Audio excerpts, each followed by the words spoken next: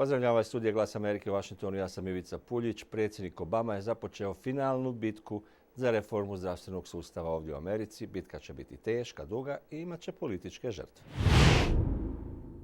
Predsjednik Obama i većina demokrata u Kongresu čine sve što mogu da dovrše posao oko usvajanja reforme zdravstvenog sustava.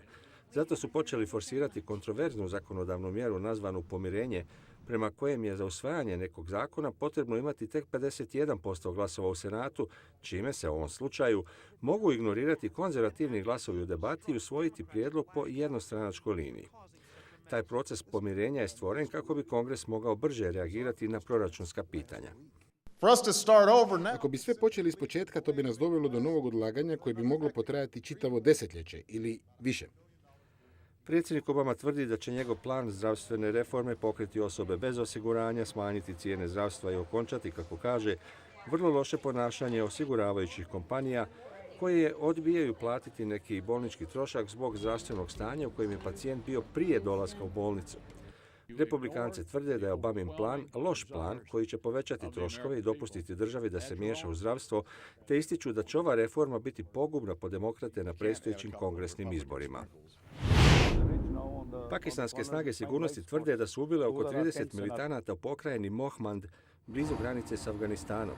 Sjedinjene države podržavaju nastojanja pakistanske vlade da očiste pogranično područje od Talibana i Al-Kaidinih terorista, koji odavde često upadaju u susjedni Afganistan gdje izvode napade na koalicijske snage. Unutar ove planine prije samo 7 dana Taliban i Al-Qaida imali su operativni centar za napade na Amerikance. Skrivali su se u tunelima, odnosno pećinama, njih ukupno 156.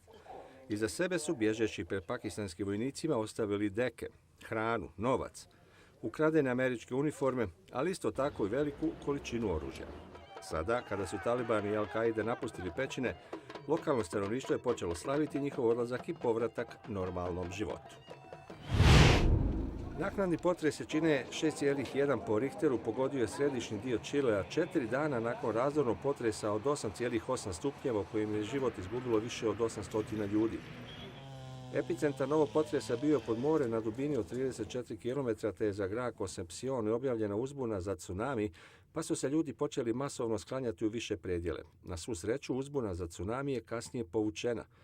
U Čileu je od subotnjeg katastrofalnog potresa zabilježeno oko 150 snažnih naknadnih podrhtavanja tla. Ukupno je oštećeno preko 2 milijuna zgrada, među njima i 500.000 domova.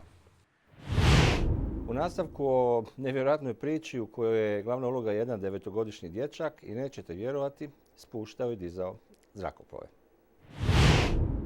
Uprava američkog civilnog zrakoplovstva istražuje incident u kojem je djetetu bilo dopušteno da se igra kontrolora leta u iznimno prometnoj zračnoj luci JFK u New Yorku.